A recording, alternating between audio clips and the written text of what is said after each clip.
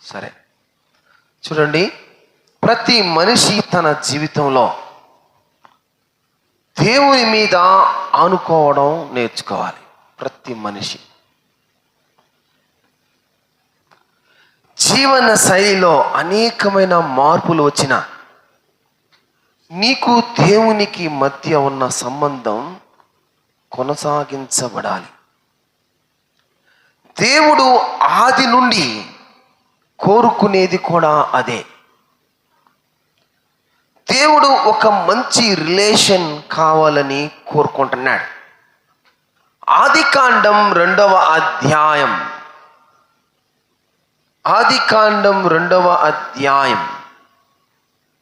8వ వచనం చదువుతారా?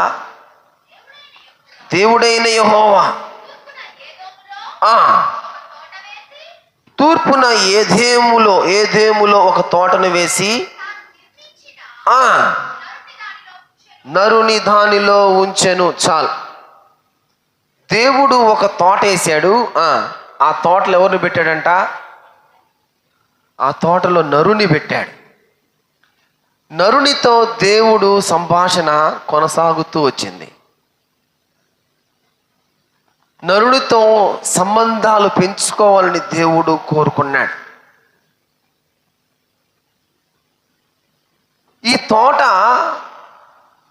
దేవుడే ఈ భూమి మీద వేశాడు. ఎవరు వేశారు?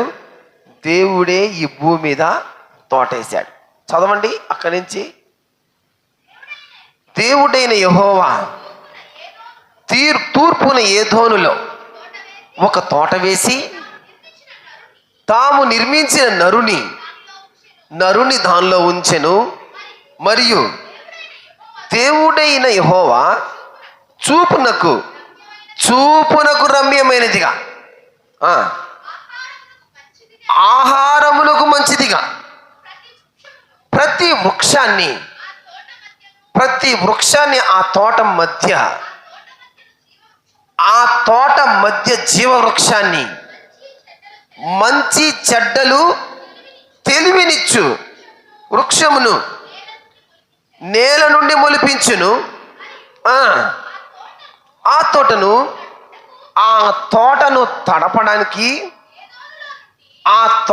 తడపడానికి ఏదోనులో నుండి ఒక నది బయలుదేరి అక్కడి నుండి చీలిపోయి 4 శాఖలైంది. ఎన్ని శాఖలైంది? 4 శాఖలైంది. మొదటి దాని పేరు షీషోను. అది హవీలా దేశమంతటా చుట్టూ పారుచున్నది. అక్కడ బంగారం ఉన్నది. ఆ దేశపు బంగారము శ్రేష్టమైనది. అక్కడ బోలము గోమేధికములు దొరుకును. రెండవ నది పేరు గీహోను. అది కూషు దేశమంతా చుట్టూ పారుతా ఉంది. మూడవ నది పేరు హిద్దికేలు. అది అషూరు తూర్పు వైపున పారుచున్నది. 4వ నది యూఫ్రటీసు. మరి దేవుడైన యెహోవా నరుని తీసుకొని ఏదెను తోటను సేద్యపరచుటకు దాన్ని కాచుటకు దానిలో ఉంచెను. టైగ్రిస్ యూఫ్రటీస్ నదులు ఈరోజు కూడా కనిపిస్తూ ఉన్నాయి. ఏంది? టైగ్రిస్ యూఫ్రటీస్ నదులు ఈరోజు కూడా ఉన్నాయి. ప్రధానంగా ఇరాక్, టర్కీ, సిరియా ప్రాంతాల్లో ఇవి కనపడతా ఉన్నాయి. చాలా మంది బైబిల్ పండితుల అభిప్రాయ ప్రకారం ఏదెను తోట అంటే దేవుడు వేసిన ఏదెను తోట మెస్పటోపియా ప్రాంతం ఇప్పటికీ ఇరాక్ చుట్టుపక్కల ఉండి ఉండొచ్చు. ఏందంట? ఎక్కడ వేసాడని? ఇరాక్ దగ్గర మెస్పటోపియా ప్రాంతంలో ఎక్కడో చుట్టుపక్కల ఒక దగ్గర దేవుడు ఏదెను తోట వేసి ఉండొచ్చు. అయితే ఇప్పుడు ఏదెను తోట ఉందంటారా? ఇప్పటికీ ఏదెను తోట ఉందంటారా? చెప్పాలా? ఇప్పటికి ఏదెను తోట ఉందంటారా? చూడండి, ఆదికాండం 3వ అధ్యాయం 23:24 ఇలా రాస్తున్నాడు. దేవుడైన యెహోవా అతను 3వ అధ్యాయం 23-24 వరకు. ఏ నేల నుండి తీయబడినో దానిని సేద్యపరచడానికి ఏదెను తోట దగ్గరికి అతన్ని పంపించాడు. చాలు. ఆదికాండం 6వ అధ్యాయం 9-14 వరకు. నోవాహు వంశావళి. ఆ నీతిపరుడు నోవాహు కాలంలో ఇదిగో భూమి అంతా ఏమైపోయింది? జలప్రలయంతో నిండిపోయింది. అంటే ఏదైనా తోట ఇంకా ఉందంటారా? చెప్పాలా? లేదు. ఏదైనా తోట ఉందంటారు? ఏదైనా తోట పూర్తిగా భూమి మీద భౌగోళిక రూపం పూర్తిగా మారిపోయింది. దేవుడు ఇరాక్, సిరియా, టర్కీ ప్రాంతాల మధ్య ఇదిగో ఈ మెస్పటోమియా ప్రాంతం ఏదో ఒక పక్కన ఆయన ఏం వేశాడు? ఆయన ఏదైనా వనం వేశాడు. ఏదైనా మనం అక్కడే వేసాడు అన్న దానికి ఆధారం ఏంటంటే యూఫ్రటీస్ నది. ఇప్పుడు బైబిల్లో ఉందా యూఫ్రటీస్ నది? యూఫ్రటీస్ నది ఇప్పటికీ ప్రవహిస్తూ ఉంది అక్కడి నుంచే. అదే ప్రాంతంలో అక్కడ ఎక్కడో ఒక దగ్గర ఏదైనా తోట వేశాడు.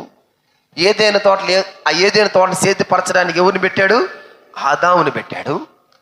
ఇప్పుడు నోవాహు చాప్టర్కి వచ్చేటప్పటికి ఈ ఏదైనా తోటంతా తుడుచుకొని పోయింది. ఏమీ లేదు. మొత్తం భౌగోళికమైన రూపం అంతా మారిపోయింది. జల ప్రళయంతో భూమి అంతా ఇదిగో నిండిపోయింది. ఏదైనా తోట ఇదిగో ఏదైనా తోటని ఏ విధంగా అది మనకు కనపడతా ఉందంటే అది దేవుని సన్నిధిలాగా ఇదిగో పాపము లేని జీవితం అక్కడ కనపడుతున్నట్లు దేవుడికి మనిషికి ఉన్న ఒక సంబంధం తెలియపరిచే విధముగా ఏదైనా తోట కనిపిస్తా ఉంది. అయితే ఇప్పుడు ఏదైనా తోట, నిజమైన ఏదైనా తోట ఏదని దేవుడు చెప్తున్నాడంటే ప్రకటన గ్రంథం 22వ అధ్యాయం 1-2 వరకు చదవండి. స్ఫటికము వలె మెరయునట్టి జీవ జలముల నది దేవుని యొక్కయు గొర్రెపిల్ల యొక్కయు సింహాసనమునొద్ద నుండి ఆ పట్టణపు రాజ్య వీధి మధ్యను ప్రవహించుట చూపెను. ఆ నది యొక్క ఈవెలను ఆవలను ఇప్పుడు ఇరాక్, సిరియా, టర్కీ మధ్య ఈ సిరియా ప్రాంతాల్లో దేవుడు వేసిన ఏదైనా తోటలో ఏముంది? ఇప్పుడు ప్రకటన గ్రంథంలో దేవుడు చూపిస్తున్న ఆ పరదేశంలో ఏం కనపడతా ఉంది? ఇప్పుడు ఏదైనా తోట ఎక్కడుంది? అసలైన ఏదైనా తోట ఎక్కడుంది? పరలోకములో ఉంది. ఇక్కడ జీవవృక్షం ఉంది, అక్కడ జీవవృక్షం ఉంది. ఇక్కడ జీవవృక్షం ఉంది, అక్కడ కూడా ఏముంది? జీవవృక్షం ఉంది. కొత్త ఆకాశం, కొత్త భూమి, జీవవృక్షం అక్కడ కనిపిస్తా ఉన్నాయి. ఇదిగో అంటే ఏదేని తోట భూమి మీద కాక దేవుని రాజ్యములో తిరిగి పునరుద్ధరించబడుతుంది. ఏదేని తోట భూమి మీద కాక పరలోక రాజ్యములో తిరిగి ఇది పునరుద్ధీకరించబడతా ఉంది. ఈ రాజ్యములో నీవు నేను ఉండాలని కోరుకున్నాడు. ఈ భూమి మీద ఉన్న ఏదైనా తోటలో ఎవరు ఉండాలని ఆశపడ్డాడు దేవుడు? చెప్పలే. ఆదాము ఉండాలని ఆశపడ్డాడు.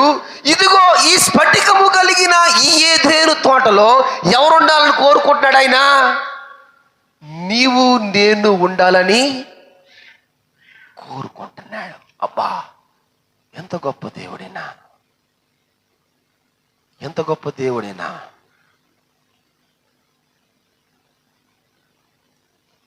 ప్రియమైన దేవుని జనాంగమా, మత్తయి సువార్త 27వ అధ్యాయం 51వ వచనంలో ఆయన ఇలా రాస్తున్నాడు. చదవమ్మా. పైనుండి క్రిందకు చినిగిపోయింది, రెండుగా చినిగింది, భూమి వణికింది, బండలు బద్దలైపోయినాయి, సమాధులు తెరవబడినాయి, నిద్రించిన అనేక మంది పరిశుద్ధుల శరీరములు. చాలమ్మా. యోహాను సువార్త 14వ అధ్యాయం 6 కూడా చదవండి. నేనే మార్గాన్ని, నేనే సత్యము, నేనే జీవం. ఇదిగో నా ద్వారానే తప్ప ఎవరును కూడా దేవుని యొద్దకు చేరలేరు. ఇదిగో దేవాలయపు తెర చినిగిపోయింది. ఈ తెర అర్థం ఏంటంటే, దేవుడు ఒకప్పుడు సన్నిధికి నేరుగా ప్రవేశము లేదు. ఇదిగో మధ్యలో అడ్డంకి ఉండేది. యేసు సిలువ మరణము తర్వాత అడ్డంకి తొలగిపోయింది. దేవుని సన్నిధికి మార్గం తెరవబడింది. ఇప్పుడు యాజకుడు స్థానంలో ఎవరున్నారంటే, దేవుడే యాజకుడి స్థానంలో ఉన్నాడు. ఏంది? దేవుడే యాజకుడి స్థానంలో ఉన్నాడు. అయితే ఇదిగో నీవు ఆ పరదేశికి పోవాలి అంటే, ఇదిగో ఆ పరదేశంలో ఆ స్ఫటికము కలిగిన ఆ మహానగరానికి ఆ జీవ వృక్ష ఫలాలు నువ్వు తినాలి అంటే, ఇదిగో తెర చినిగిపోయింది. ఒకప్పుడు నీకు నాకు అడ్డం ఉండేది, ఇప్పుడు ఏమీ లేదు. ఆయనే యాజకుడుగా ఉన్నాడు. అడ్డంకి లేదు, తొలగిపోయింది. నువ్వు డైరెక్ట్గా ఆ స్ఫటికములోనికి, ఆదాము ఏ విధంగా అయితే ఏదేను వనములో ఉన్నాడో, నీవు కూడా ఆ వనములో ఉండడానికి అర్హతను పొందుకున్నావు. ఎట్లాగ పొందుకున్నావు? అడ్డంగా ఉన్న తెర చినిగిపోవడం ద్వారా. అందుకని యేసు రక్తము వలన పరిశుద్ధ స్థలములోనికి ప్రవేశము మానవునికి కలిగింది. ఒకప్పుడు ఆ ఏదెను వనములో ఆదామును మాత్రమే ఉంచాలనుకున్నాడు. ఈరోజు అసలైన ఏదెను వనములో నిన్ను నన్ను కూడా ఉంచాలి అనుకుంటున్నాడు. హెబ్రీయులకు రాసిన పత్రిక 10వ అధ్యాయం 19 నుంచి 20 వరకు చదవండి. హెబ్రీయులకు రాసిన పత్రిక. అమ్మా సహోదరులారా, యేసు మన కొరకు ప్రతిష్ఠించిన మార్గమున నూతనమైనదియు జీవము గలదియు ఆయన శరీరము అను తెర ద్వారా ఏర్పరచబడినదియు అయినా ఆయన రక్తము వలన పరిశుద్ధ స్థలములోనికి ప్రవేశించుటకు మనకు ధైర్యము కలిగింది. యేసు సిలువ ద్వారా మనల్ని పాప బంధాల నుండి విడిపోనిచ్చాడు.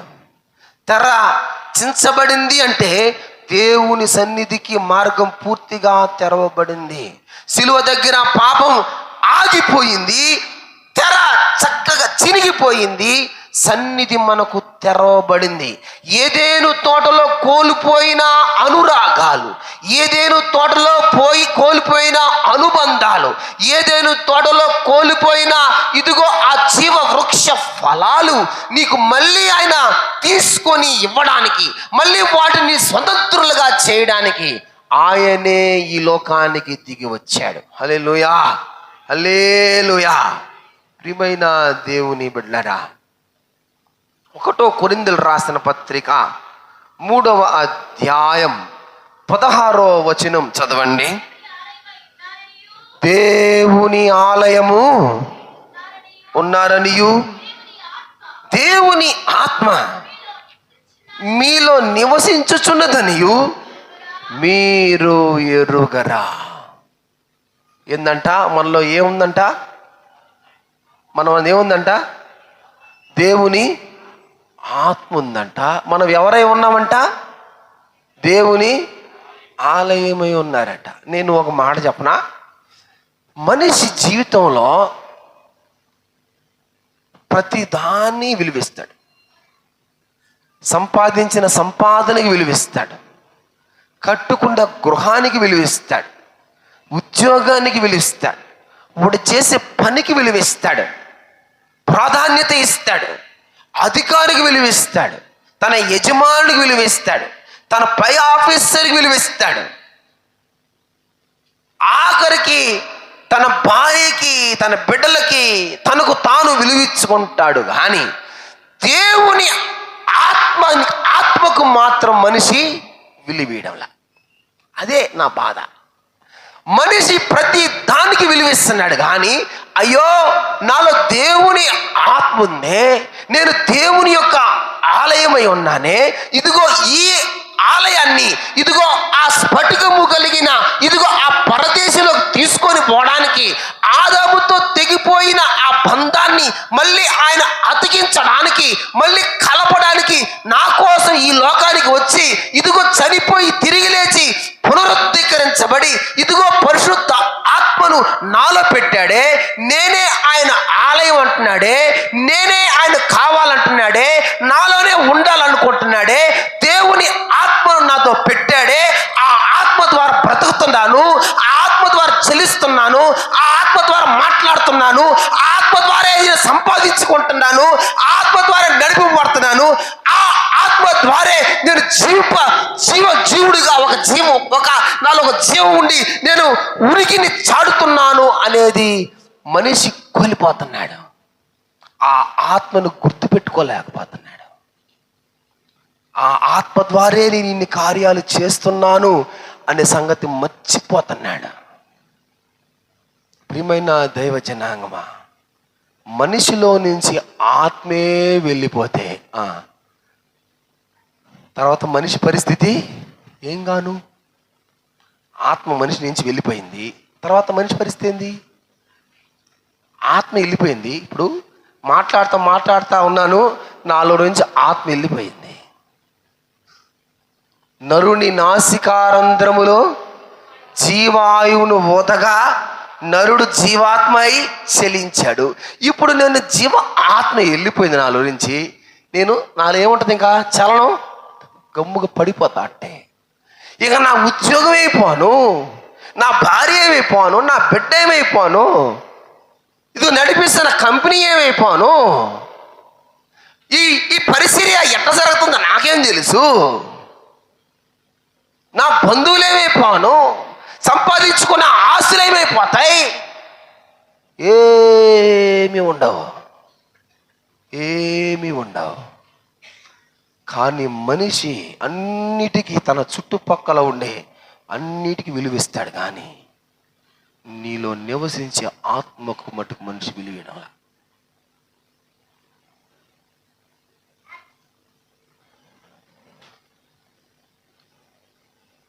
ఒక మాట చెప్పనా?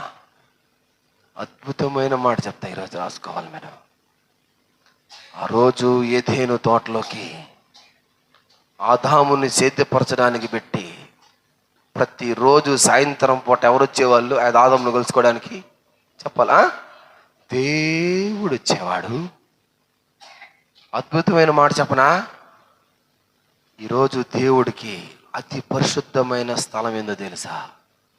నీవే. ఏంది? అతి పరిశుద్ధమైన స్థలము నీవు. నీలో ఉండడానికి ఇష్టపడుతున్నాడు, నీలో ఉండి నిన్ను నడిపించడానికి ఇష్టపడుతున్నాడు. నువ్వు ఆయన వ్యక్తిగా ఉండాలని ఆయన కోరుకుంటున్నాడు. తెగిపోయిన బంధాలు మళ్ళీ తిరిగి పునఃప్రారంభం చేసుకోవడానికి ఆయన ఇష్టపడుతున్నాడు. నువ్వెవరో తెలుసా? రోమిలు రాసిన పత్రిక 8వ అధ్యాయం 9వ వచనంలో ఆయన ఇలా రాస్తున్నాడు. రోమిలు రాసిన పత్రిక, అమ్మా, దేవుని ఆత్మ మీలో నివసించి ఉన్న ఎడల మీరు ఆత్మ స్వభావము కలిగిన వారే. కానీ ఏమి నివసిస్తుందంట మనలో? దేవుని ఆత్మ. నీలో దేవుని ఆత్మ ఉంది. నువ్వు దేవునికి సంబంధించిన మనిషివి. ఎవడైనా క్రీస్తు ఆత్మ లేనివాడైతే వాడు ఆయన వాడు కాడు. నీలో క్రీస్తు ఆత్మ నివసిస్తా ఉన్నంత వరకే నువ్వు దేవునికి సంబంధించిన వాడివి. నువ్వు ఆయనకి పరిశుద్ధ స్థలముగా ఉండవలసిన వాడివి. పరిశుద్ధ స్థలం నీలో ఉండడానికి ఇష్టపడుతున్నాడు. 1 కొరింథీయులకు రాసిన పత్రిక 6వ అధ్యాయం 19వ వచనంలో ఆయన ఇలా రాసినాడు, చదవండి. మీ దేహము దేవుని వలన అనుగ్రహింపబడినదని మీలో ఉన్న పరిశుద్ధాత్మకు ఆలయమై ఉన్నది. ఏందంట? మీలో ఉన్న పరిశుద్ధాత్మకు నీవు ఆలయమై ఉన్నావు. ఇదిగో దేవుడు ఈ ఆలయాన్ని ఇదిగో ఆ స్ఫటికము కలిగిన పరలోక పట్టణమునికి తీసుకోపోవాలనుకున్నాడు. ఇదిగో ఆయన నివసించిన ఈ పరిశుద్ధ ఆలయం అనే నిన్ను ఇదిగో ఆ స్ఫటికం అనే ఆ పరదేశంలో నిన్ను కూర్చోబెట్టడానికి ఇష్టపడుతున్నాడు. ఇదిగో నీవు ఈ ఏదెను వనములో ఆదాము ద్వారా సంక్రమించిన పాపాన్ని తీసివేయడానికి 2వ ఆదాముగా నీ మధ్యకి వచ్చాడు. ఇదిగో నీ కోసం చనిపోయాడు, నీ కోసం తిరిగి లేచి ఇదిగో నిన్నే దేవాలయముగా చేసుకొని ఇదిగో నీవే ఆయనకి పరిశుద్ధ ఆలయముగా ఇదిగో మార్చుకొని నిన్ను ఆయనతో కూడా కలిసి తీసుకోపోవడానికి ఆయన కోరుకుంటున్నాడు. ప్రియమైన దైవ జనాంగమా, నువ్వేమనుకుంటున్నావంటే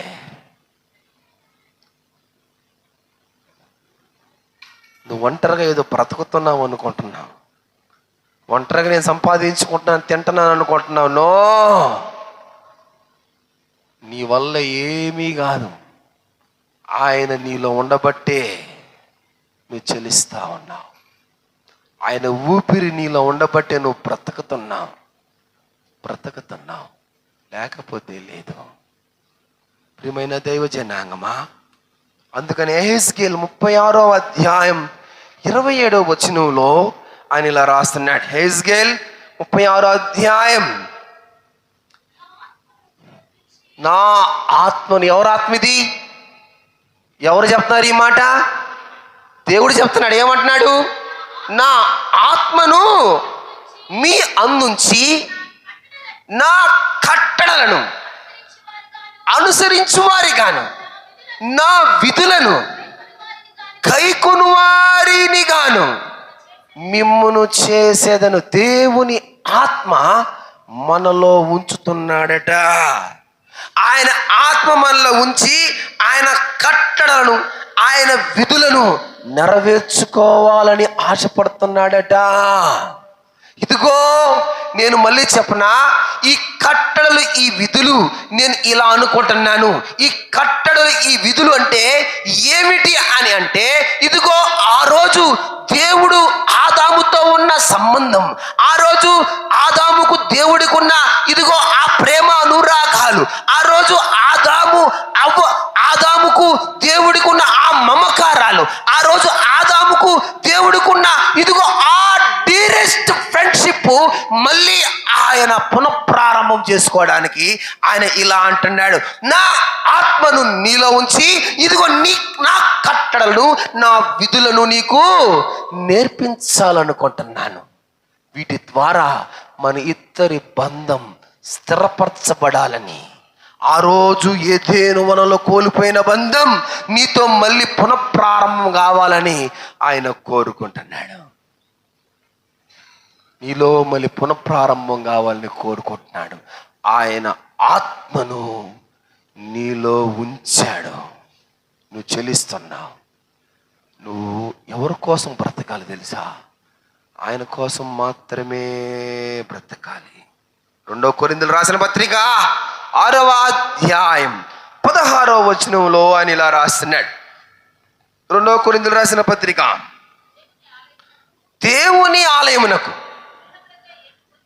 దేవుని ఆలయానికి విగ్రహములతో ఏమి పొందిక? మనము జీవము కలిగిన దేవుని ఆలయం. ఎవరంటమ్మా? జీవం కలిగిన దేవుని ఆలయం ఎవరంట? మనమే మనమే ఈ జీవము కలిగిన దేవుని ఆలయంలో, చాలమ్మా, జీవము కలిగిన దేవుని ఆలయం నీవై ఉంటే నువ్వెంత జాగ్రత్తగా ఉండాలా, ఎంత జాగ్రత్తగా బ్రతకాలా, ఎంత జాగ్రత్త బ్రతకాలమ్మా. దేవుని ఆలయం నువ్వు కదా, నీలో దేవుని ఆత్మ ఉంది కదా, నువ్వు ఎట్ట బ్రతకాలా? జాగ్రత్తగా బ్రతకద్దు అయ్యా, ఎట్ట బ్రతకాలా? పద్ధతిగా జీవించొద్దు.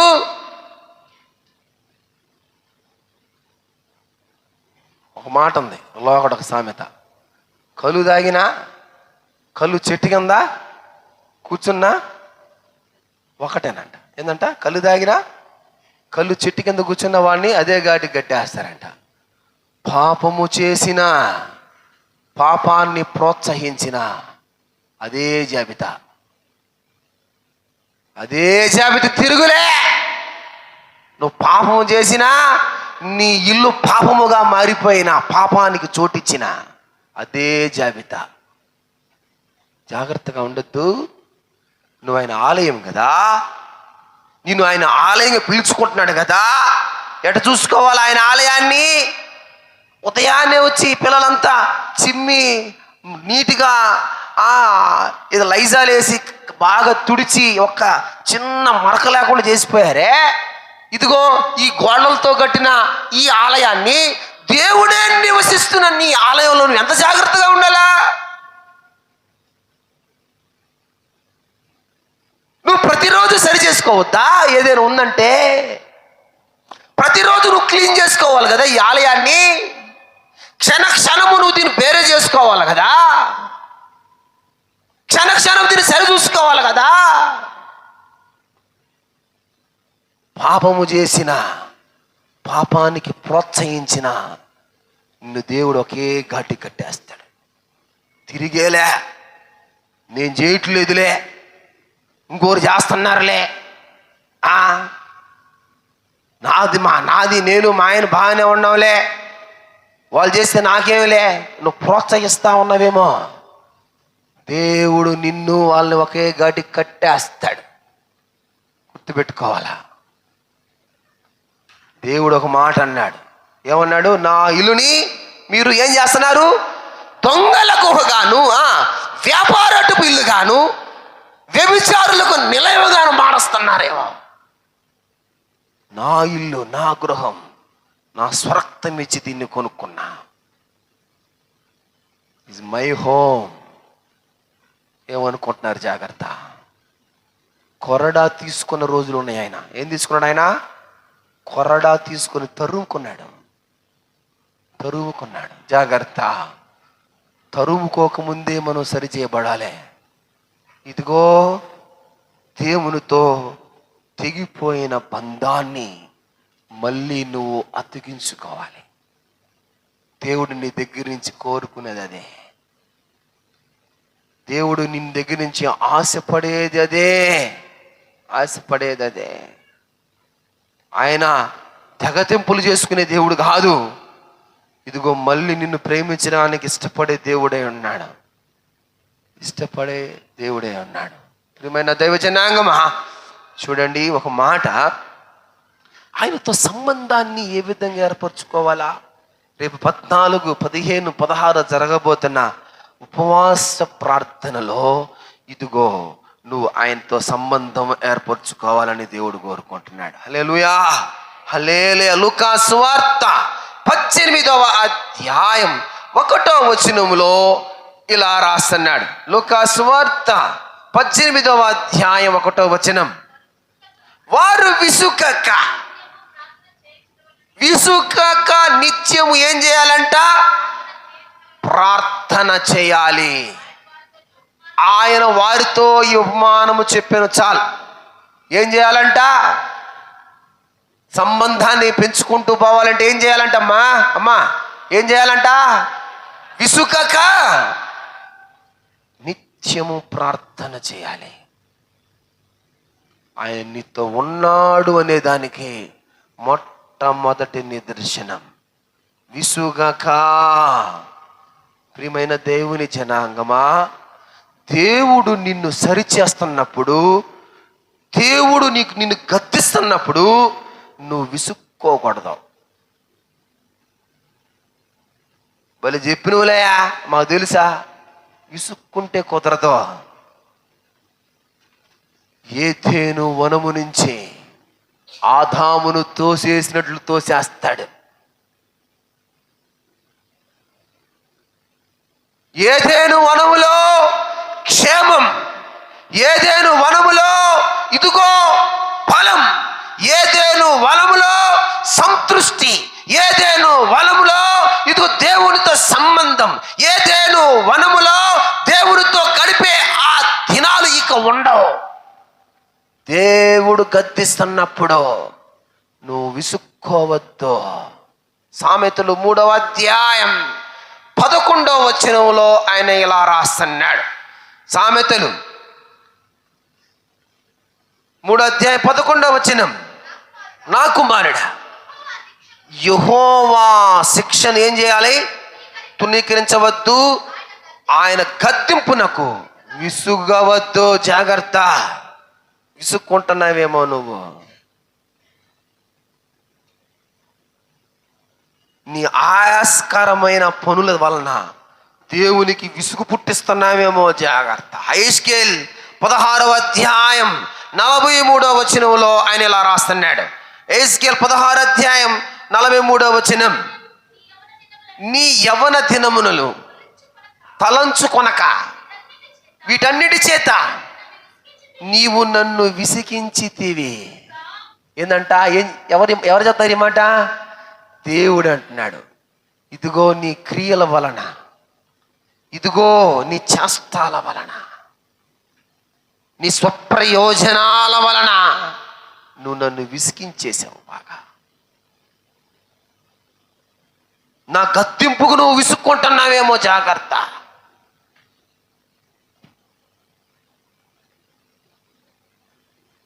దేవుడు అంటున్నాడు, నువ్వు జాగ్రత్త పడవలసిన సమయం దగ్గర పడింది. ఈ ఉపవాస ప్రార్థనలో దేవునితో సంబంధం పెంచుకోవాల్సిన గడియలు దగ్గర పడుతున్నాయి. నువ్వు సరిచేయబడవలసిన పరిస్థితులు దగ్గర పడుతున్నాయి. నీవు మాత్రమే కాదు, నీ భర్త సరిచేయబడాలా. నువ్వు మాత్రమే కాదు, ఇదిగో నీ అన్నదమ్ములు సరిచేయబడాలా. నువ్వు మాత్రమే కాదు, నీ తల్లిదండ్రులు సరిచేయబడాలా, నీ బిడ్డలు సరిచేయబడాలా. దేవుని దగ్గర నువ్వు ఏడవాలా. ఆయన దగ్గర విసుగక ఏం చేయాలంట? ప్రార్థించేవారిగా మారిపోవాలి. ప్రార్థించేవారిగా మారిపోవాలి. రెండవ దినవృత్తాంతములు 7వ అధ్యాయం 14వ వచనంలో ఆయన ఇలా రాస్తున్నాడు, నా పేరు పెట్టబడిన నా ప్రజలు, నా జనులు తమ్మును తాము తగ్గించుకొని, రైట్, ఎలా చేయాలంట?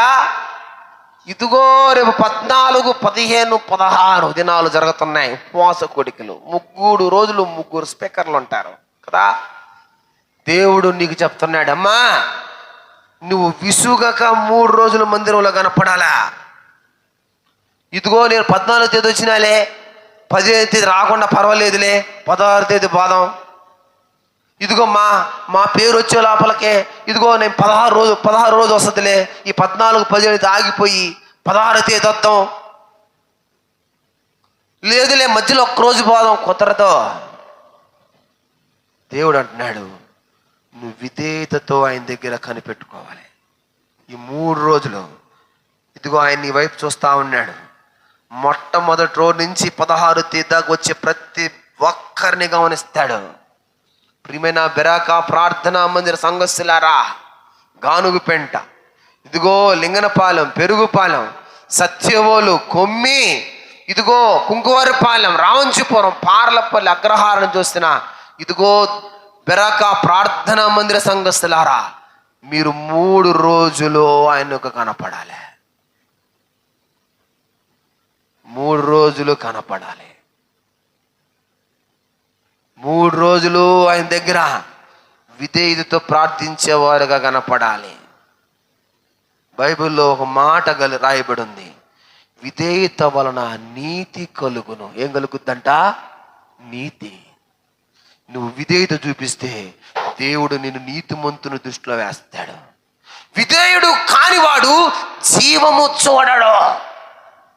దేవుని దగ్గర విధేయత లేకపోతే వాడు జీవాన్ని చూడ్డు. క్రీస్తు విధేయత వలన శ్రమలు పొందడం వల్ల నీకు నాకు రక్షణ వచ్చింది. ఆయనే గాని శిరస్సు వంచకపోతే ఈరోజు నువ్వు నేను ఎటుపోయే వాళ్ళమా? విధేయతతో 3 రోజులు ఆయన దగ్గర కనిపెట్టుకునే దానివి, కనిపెట్టుకున్న వాడివే ఉన్నావు. ఆయన చూసే రోజు ఆ 3 రోజులు నువ్వు అనుకుంటున్నావేమో, మొదటి రోజు వద్దాంలే, ఆఖరి రోజు వద్దాంలే. రాకపోతే నష్టపోయేది నువ్వు, నీ కుటుంబమే.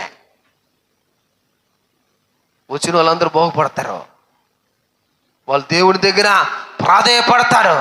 ఇదిగో ఆదాము దగ్గర తెగిపోయిన బంధం క్రీస్తు ద్వారా స్థిరపరచబడినట్లు, ఇదిగో ఆ స్ఫటికము కలిగిన పరలోక రాజ్యములోకి ఇదిగో ఈ ఆలయాన్ని ఆయన తీసుకుపోయేటట్లు, ఇదిగో ఆయనతో నీకు కనెక్షన్ స్థిరపరచబడాలి అంటే ఈ 3 రోజులు ఆయనతో నువ్వు గడపాల్సిందే. నీ కుటుంబానికి క్షేమం ఆయన సరిదిద్దుతున్నప్పుడు ఎస్ లార్డ్ అని సరిదిద్దపడ్డమే. ఆయన మాట్లాడుతున్నప్పుడు ఆయన మాటకి విధేయత చూపించడమే.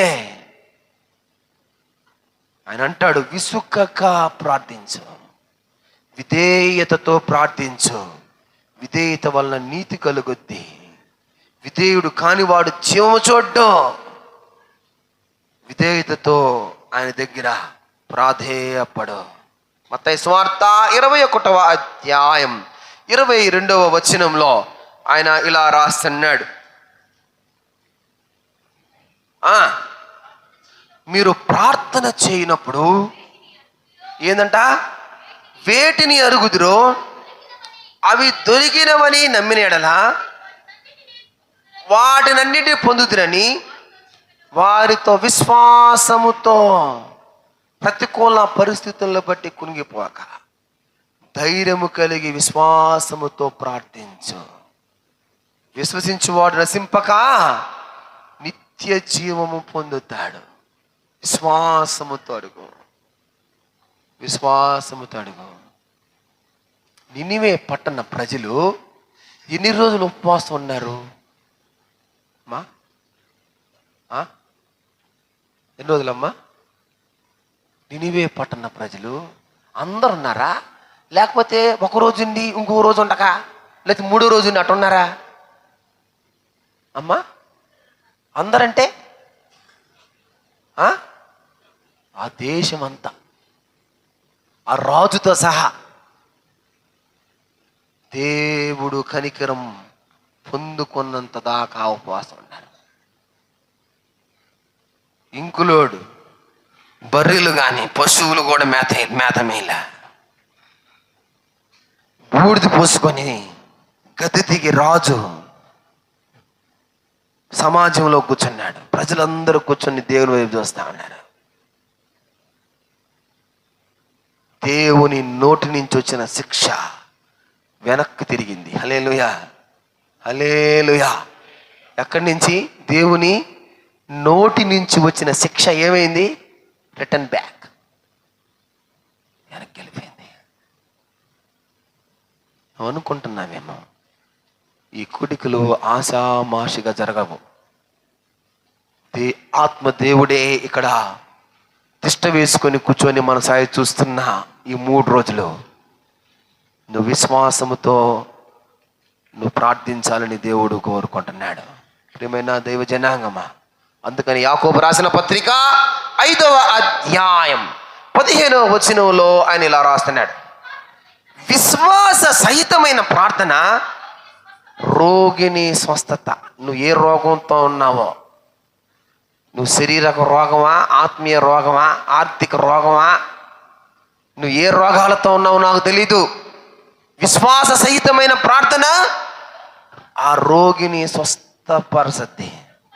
నీకు ఏ లోపం ఉందో, నీకు ఏ అనారోగ్యం ఉందో, నువ్వు స్వస్థత పొందాలి అంటే విశ్వాస సహితముగా ఈ 3 days నువ్వు ప్రార్థనలో ఉండాలి. ఒకటి, ఏ విధంగా అడగాలి? విసుగుగా అడగాలి. రెండోది, తగ్గించుకొని అడగాలి. మూడోది, విశ్వాసముతో అడగాలి. నాలుగోది, యెషయా 59వ అధ్యాయం 1 నుంచి 2 వరకు చదవండి.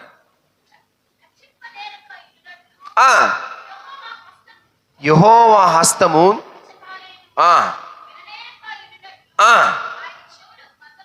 ఆయన చెవులు మందము కాలేదు. అమ్మా, మీ దోషములు మీకును మీ దేవునికి అడ్డముగా వచ్చెను.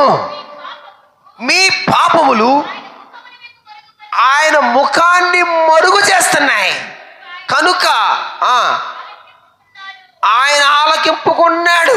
ఇప్పుడు ఆయన ఆలకించాలి అంటే ఏ విధంగా అడగాలి? ఆయన్ని పాపము లేకుండా అడగాలి. ఏమడగాల? పాపము లేకుండా అడగాలి. పాపము లేకుండా అడగాలి. పరిశుద్ధుడైన దేవుని సన్నిధిలో కూర్చున్నా నీలో ఎలాంటి పాప స్వభావం క్రియలు ఉండకూడదు. నీకు ప్రతిఫలం రాదు. ప్రార్థన చేయకపోవటం ఏ పాపం అన్నాడు బైబిల్లో. పాపం మనలో ఉంటే స్వస్థత కలగదు. పాపం మనలో ఉంటే శ్రమలు కలుగుతాయి. పాపం మనలో ఉంటే అవమానపరచబడతాం, అవహేళనపరచబడతాం, కొట్టివేయబడతాం, నెట్టివేయబడతాం. దేవునికి ఇదిగో నీ స్వరం వినపడదు.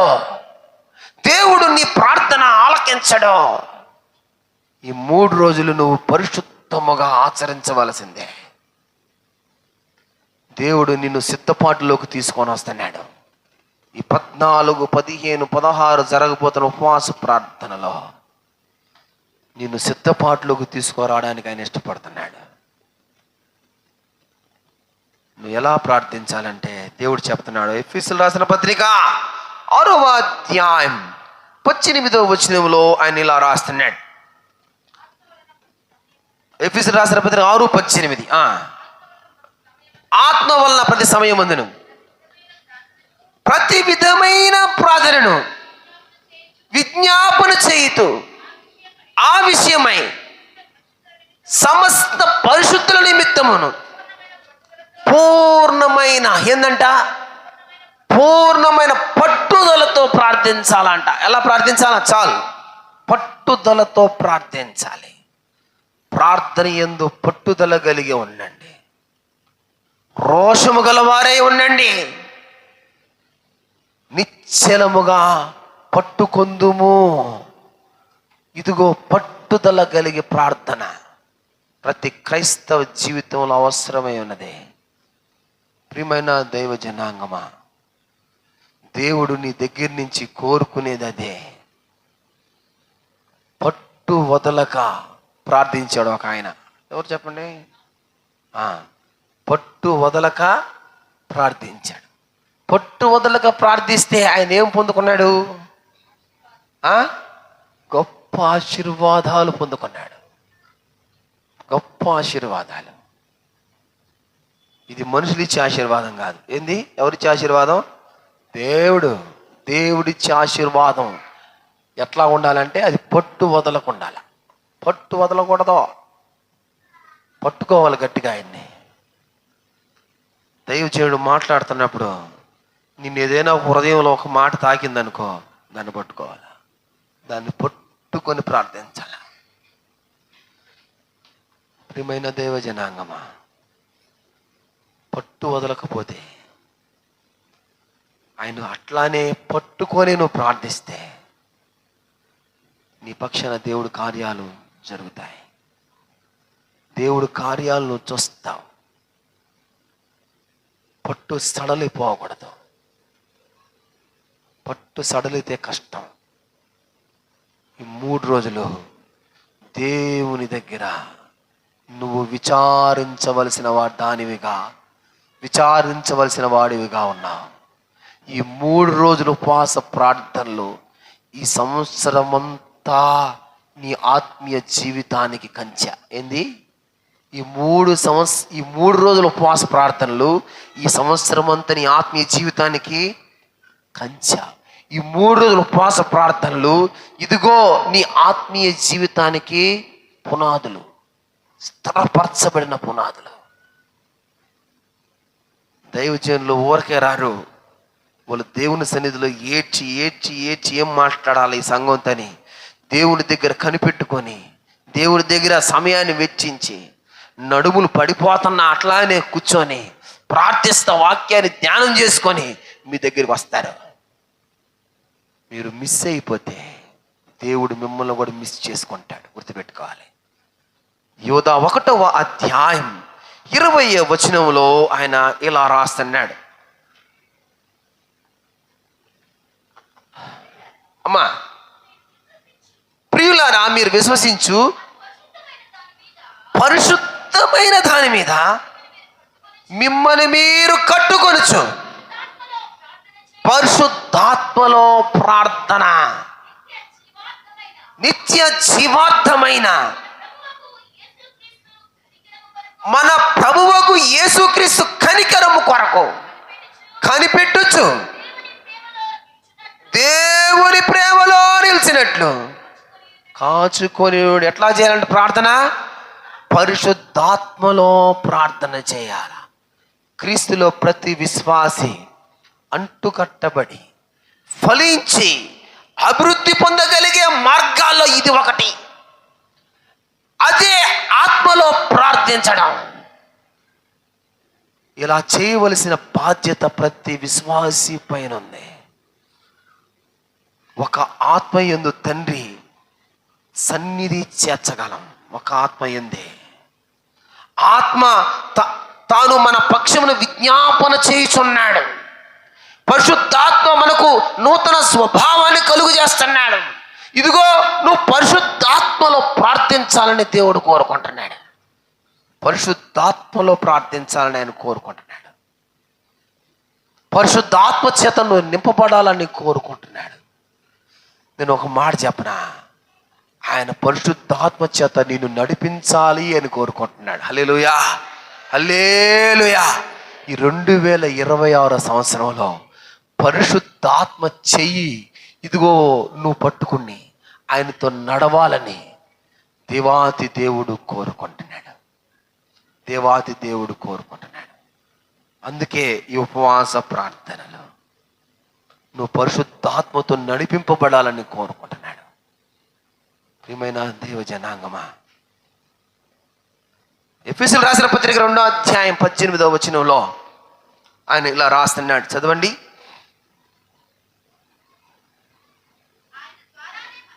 ఆయన ద్వారానే మనము అమ్మా ఆత్మయందు తండ్రి సన్నిధికి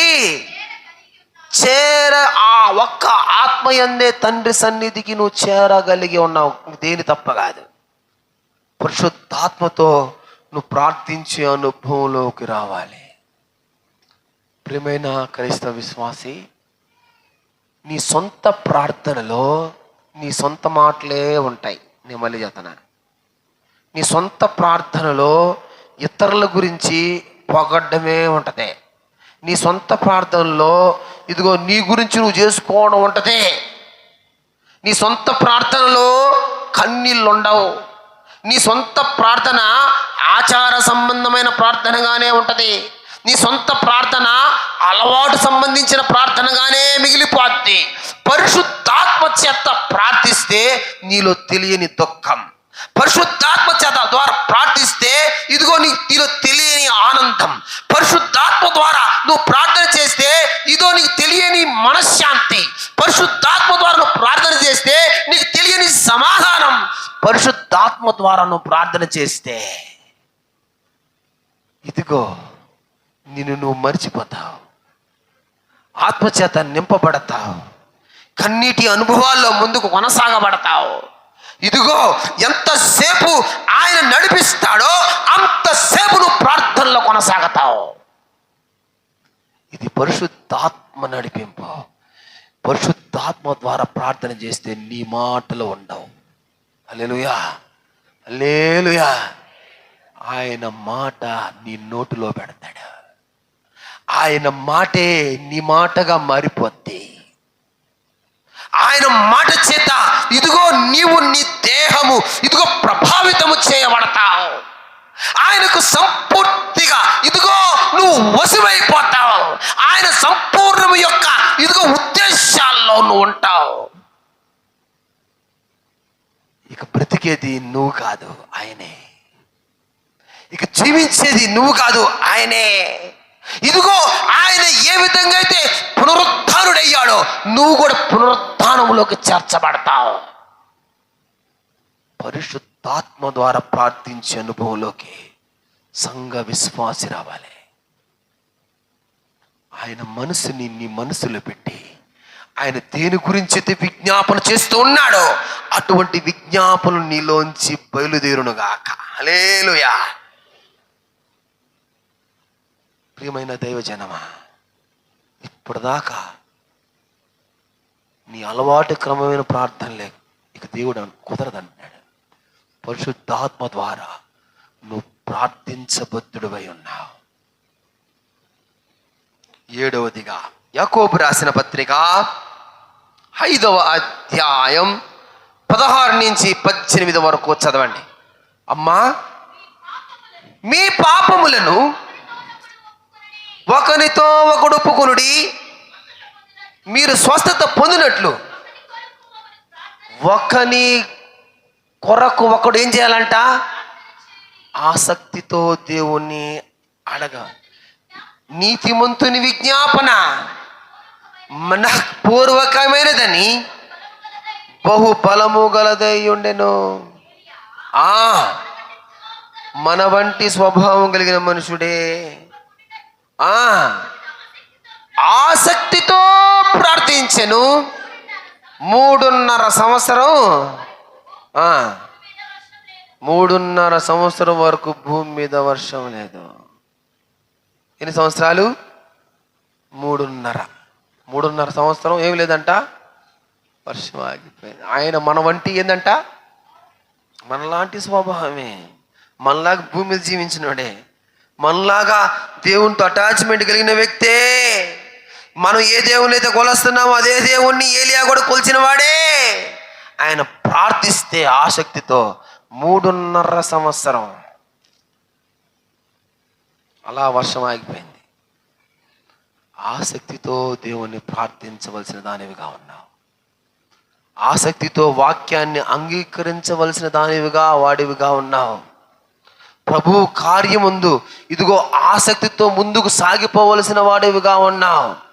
సత్క్రియలందు ఆసక్తి గల దానివై, ఆసక్తి కలిగిన వాడివై ముందుకు సాగిపోవాలని ఆత్మదేవుడు నిన్ను హెచ్చరిస్తా ఉన్నాడు.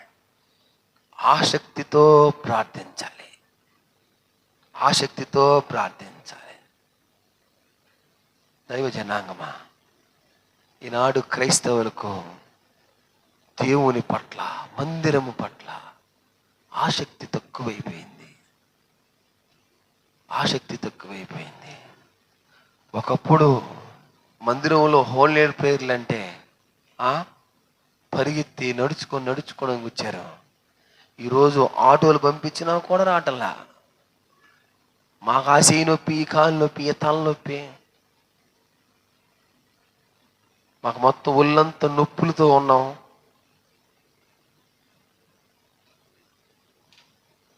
దేవుని సన్నిధిలో గడపడానికి ఇష్టపట్టాలా? ఆసక్తి లేదు, ఆసక్తి లేదు.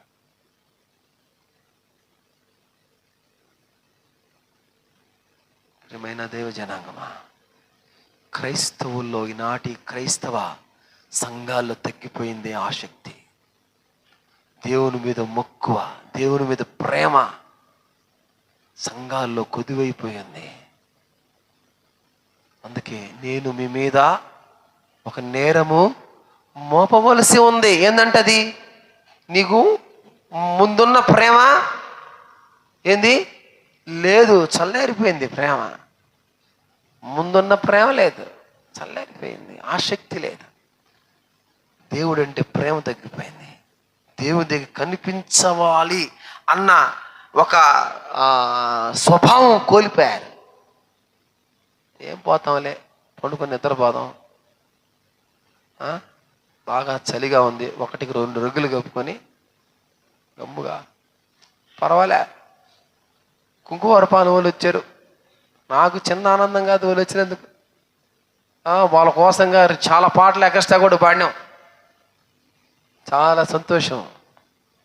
ఇంకా అనేక మంది బిడ్డలు ఉపవాస ప్రార్థనలకు దేవుని దగ్గర కనిపెట్టుకోలేకపోతున్నారు. మీకు తెలుసా ఎంత ఆశీర్వాదమో? మీరు అనుభవిస్తురుగాక. హల్లెలూయా, హల్లెలూయా. ప్రియమైన దైవ జనాంగమా, ఆసక్తి లేని ప్రార్థన దేవునికి ఇష్టం లేదు. దేవుడు మనిషి కాడి నుంచి చూసేది అదే, ఆసక్తి. ఆయన ఎవరిని కూడా, ఆయనకున్న గొప్ప ఉన్నతమైన లక్షణం ఏంటంటే ఎవరిని కూడా బలవంతం చేయడు. ఆయన చూస్తాడంటే నీలో ఆసక్తి ఉందా, నిన్ను దీవిస్తాడా. యాకోబు రాసిన పత్రిక 1వ అధ్యాయం 6-8 వరకు, ఏ మాత్రమును సందేహించక విశ్వాసముతో చాలమ్మా. సందేహించక అంటే ఏ మాత్రము అనుమానము లేకుండా ఏం చేయాలంట? ఏ మాత్రం అనుమానము లేకుండా ప్రార్థించాలట. మనం అడిగినవి దొరికినవని నమ్మాలట. తను వెతుకు వారికి, అనుమానము లేకుండా వెతుకు వారికి ఫలము దొరుకుద్దట. అందుకని అనుమానం లేకుండా దేవుని నమ్మితే, నమ్ముట నీ వల్ల అయితే సమస్తము సాధ్యమట. అనుమానం లేకుండా ప్రార్థించవలసిన వాడివిగా నువ్వు ఉన్నావు. ప్రియమైన దైవ జనాంగమా, నీకు ఏది అవసరతో, నీకు ఏది ఇష్టమో, నీకు ఏది అవసరతో అదే దేవుణ్ణి అడగాలి. గుర్తుపెట్టుకోవాలి మాట. నీకు అనవసరమైన దేవుని దగ్గర నువ్వు ప్రస్తావన తేడానికి వీల్లేదు. మనకి ఏది ఇష్టమో అదే అడగాలి. కానాను స్త్రీ ఏమడిగింది తెలుసా? స్వస్థత అడిగింది. భిక్షగాడు దృష్టిని అడిగాడు. హన్నా బిడ్డనే అడిగింది, ఆస్తిలో ఐశ్వర్యాలు అడగలే. దేవుడు నీ దగ్గర నుంచి ఇది కోరుకునేది ఒకటే, నీకు ఏది అవసరం అది అడుగు. అనవసరమైన వద్దు, ఆయన దగ్గర పెట్టబడలే. ఒకవేళ అనవసరమైన పెట్టినా కూడా ఆయన చేయడు. ప్రమేయ బయట పిల్లకాయలందరినీ ఒకసారి వాళ్ళని అంత సరిచేయనాయనా, నీకు ఏది అవసరమో అది అడగాలి, అనుమానం లేకుండా ప్రార్థించాలి. 9వదిగా నీకు ఏది అవసరమో అదే అడగాలి. యోహాను సువార్త 15:7 రాయబడి ఉంటుంది, నీకు ఏది అవసరమో, నీకు ఏది ఇష్టమో, నీకు ఏది అవసరమై ఉన్నదో, నీది ఏది అక్కరతో అదే అడగాలి. పేతురు పౌలు శీలలు బయటకు వస్తున్నప్పుడు ఒక భిక్షగాడిని వాళ్ళు అంటారు, మా దగ్గర ఈయడానికి వెండి బంగారాలు లేవు, కానీ ఏం కావాలా, నీకు ఏది అవసరమో మాకు కలిగింది నీకు ఇస్తాం, లేచి నిలబడు, ఎటా ఇంక నువ్వు అడుక్కోబాక, ఇంక నువ్వు ప్రాధేయపడబాక, నువ్వు కష్టపడు, ఇదిగో నీ కాళ్ళు ఇస్తాంలే. ప్రియమైన దేవుని బిడ్డలారా, దేవుని దగ్గర ప్రార్థించే నీవు నీకు ఏది అవసరమో అదే అడగాలి. దేవుడు ఒక మాట అన్నాడు, గుర్తుందా? నువ్వు రేపు దినాన్ని గురించి ఆలోచించబాక, రేపు ఏం జరుగునో, ఏమి సంభవించింది ఎవరు తెలియదు. నువ్వు పూట పూటకు ఆయన మీద ఆధారపడాలి. దేవుడు కోరుకునేది అదే. నువ్వు రోజు రోజుకు ఆయన మీద ఆధారపడాలి. ఆధారపడ్డమంటే ఇదిగో ఆయనతో అనుబంధాన్ని పెంచుకోవడమే. ప్రతిరోజు ఆయన మీద ఆధారపడాలి, ప్రతిరోజు ఆయన మీద ఆధారపడాలి, ప్రతి క్షణం ఆయన మీద ఆధారపడాలి, ప్రతి నిమిషము ఆయన స్మరణకు తెచ్చుకోవాలి.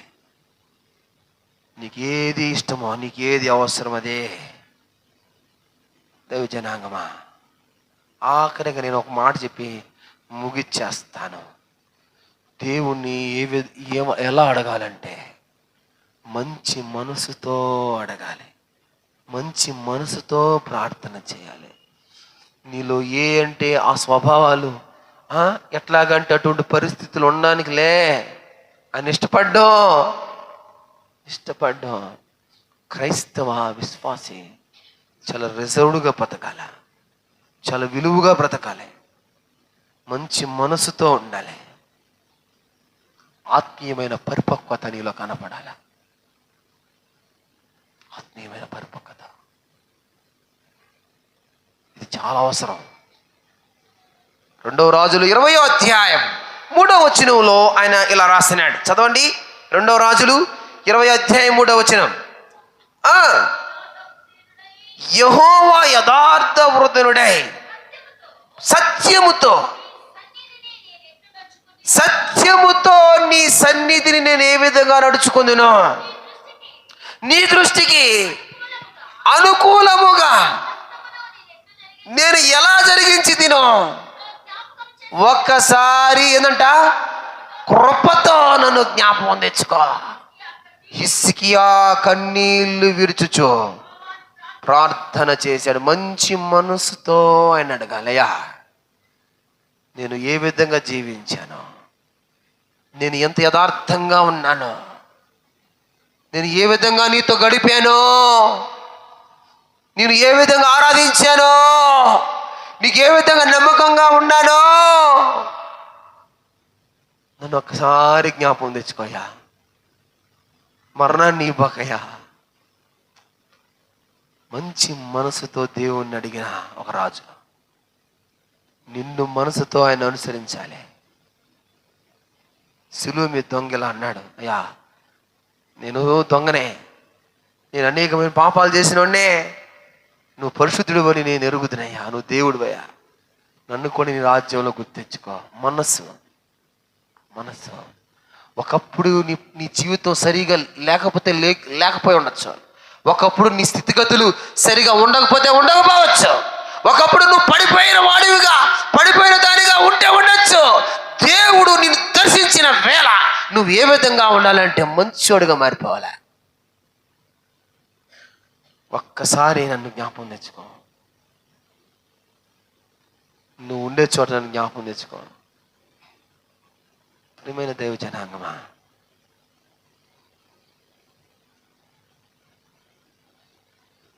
చెరసాల నాయకుడు అడిగాడు, ఏం చేయాలా? కుటుంబం అంతా బాప్తీసం తీసుకున్నారు. కుటుంబం అంతా నిన్ను మనసుతో ఆయన ఆరాధించేవాడిగా ఉండాలి. నేను మళ్ళీ చెప్తున్నా, ఏదేను వనములో కోల్పోయిన ఆ సంబంధాన్ని, ఏదేను వనంలో నువ్వు తినవలసిన ఆ జీవ వృక్ష ఫలాల్ని మళ్ళీ నీకు తిరిగి ఇయడానికి ఆ స్ఫటికము కలిగిన ఆ పరలోక రాజ్యంలో ఆ జీవ వృక్షాన్ని నాటాడు. నువ్వు ఆయనతో కనెక్షన్ పెంచుకుంటే, నువ్వు ఆయనతో అనుబంధాలను పెంచుకుంటే, ఇదిగో ఆయన శిలువ వైపు నువ్వు చూస్తే, ఇదిగో ఆయన కార్చిన ఆ రుధిర దారుల వైపు నువ్వు చూస్తే, ఇదిగో ఆయన కొట్టబడ్డాడు, ఇదిగో నీకోసం ఆయన అవమానపరచబడ్డాడు, నీకోసం అవహేళన చేయబడ్డాడు, నీకోసం ఉమ్మివేయబడ్డాడు, నీకోసం ఇదిగో ఆయన 39 కొరడా దెబ్బలు వీపు మీద చెల్లును మోగినాయి. కొడుతుంటే ఇదిగో మాంసపు ముద్దలు ఇదిగో కింద రాలి పడిపోయినాయి. నీకోసం కేకరించి ఉమ్మూస్తే తుడుచుకున్నాడు. ఇదిగో నీకోసం ఆయన ఒంటి మీద వస్త్రాన్ని 4 భాగాలుగా పంచుకున్నారు. ఆయన వైపు చూస్తే, ఆయనతో బంధాన్ని పెంచుకోవడానికి ఇదిగో నువ్వు విసుగక ప్రార్థించాలి, విధేయతతో ప్రార్థించాలి, విశ్వాసముతో ప్రార్థించాలి, పాపము లేకుండా ప్రార్థించాలి, పట్టుదలతో ప్రార్థించాలి, పరిశుద్ధంగా ఆయన దగ్గర అడగాలి, ప్రార్థించాలి, ఆసక్తితో ప్రార్థించాలి, అనుమానం లేకుండా ప్రార్థించాలి. ఇదిగో నీకు ఏదైతే అవసరమో అవసరానికి సంబంధించే ప్రార్థించాలి. నువ్వు ఏది అడిగినా నువ్వు మంచి హృదయంతో ఆయన అడగాలి. ఆయన సిలువ ప్రేమను గుర్తు చేసుకుంటూ ముందుకు సాగిపోవాలి. ఈ ఉపవాస దినాల్లో ఆయనతో బంధాన్ని నువ్వు ఎక్కువగా పెంచుకోవాలని, కోల్పోయిన అనుభవాలు తిరిగి నువ్వు పొందుకోవాలని, కోల్పోయిన విశ్వాస జీవితాలు మళ్ళీ పునఃప్రారంభం కావాలని, కోల్పోయిన ప్రార్థన జీవితం మళ్ళీ కట్టబడాలని, ఇదిగో పడిపోయిన ప్రాకారాలు మళ్ళీ తిరిగి కట్టుకోవాలని నీ కోసం ఆ సిలువలో ఆయన ఎదురు చూస్తా ఉన్నాడు. ఒకప్పుడు నువ్వు ఇదిగో ఎక్కడో ఆలయము బయటే ఉండవలసింది నీవు, నీకోసం తెర చినిగిపోయింది. ఇదిగో ఆయనే యాజకుడుగా మందిరంలో నిలబడి ఉన్నాడు, ప్రధాన యాజకుడుగా నిన్ను అతి పరిశుద్ధ స్థలంలో కూర్చోబెట్టడానికి, ఇదిగో నిన్ను ఆ రాజ్యానికి వారసుడిగా చేయడానికి, జీవవృక్ష ఫలాలు నీకు అందించడానికి ఆయన వెయిట్ చేస్తా ఉన్నాడు. కలుసుకుందాము మరి ఆయన్ని. కళ్ళు మూసుకోండి, ఆరాధనలోకి వెళ్ళిపోదాం. అయ్యా, కోల్పోయిన అనుభవాలు తిరిగి, కోల్పోయిన ప్రార్థన జీవితాలు తిరిగి, కోల్పోయిన స్థితిగతులను మళ్ళీ నా జీవితం మళ్ళీ పునఃప్రారంభం కావాలి. ఈ 3 దినాలు, ఈ 14, 15, 16, ఇదిగో నేను ఈ 3 దినాలు నీ దగ్గర కనిపెట్టుకోవాలి, నీ దగ్గర ఏడవాలి తండ్రి. నాయన నీకోసం నమ్మకంగా జీవించాలి, నీకోసం యథార్థంగా బ్రతకాలి. ఇదిగో నా మాట అవునంటే అవును, కాదంటే కాదు, ఇదిగో అది ఉప్పు వేసినట్లు ఉండాలని కోరుకుంటున్నాను. మమ్మల్ని పోషించువాడు నీవై ఉన్నావు, మమ్మల్ని జాగ్రత్త చేయువాడు నీవై ఉన్నావు. మంచి మనసుతో మేము ప్రార్థిస్తామయ్యా, నీ దగ్గర కనిపెట్టుకుంటామయ్యా. ఇదిగో 14వ తేదీ వచ్చి 15, 16 తేదీని మేము అయినా నీ దగ్గర రాలేకుండా మేము ఉండిపోవాలనుకుంటున్నామేమో, లేదు ఏదో 3 రోజులు 1 రోజు వచ్చి నీ దగ్గర గడపాలనుకుంటున్నామేమో. కాదు నాయన, 3 రోజులు నీ దగ్గర ఉంటాం. మా శిరస్సును నీ పాదాలు గానిస్తూ, నీ దగ్గర కన్నీటితో ఏడుస్తూ, ఒప్పుకోవాల్సి ఒప్పుకుంటూ ఇదిగో సరిచేయబడతాం. మేము సరిచేయబడకపోతే మాకు శ్రమ నాయనా. నీతోనే జీవిస్తాం, నీతోనే బ్రతకతాం. మాకు నువ్వు ఉంటే చాలని ఆరాధించండి.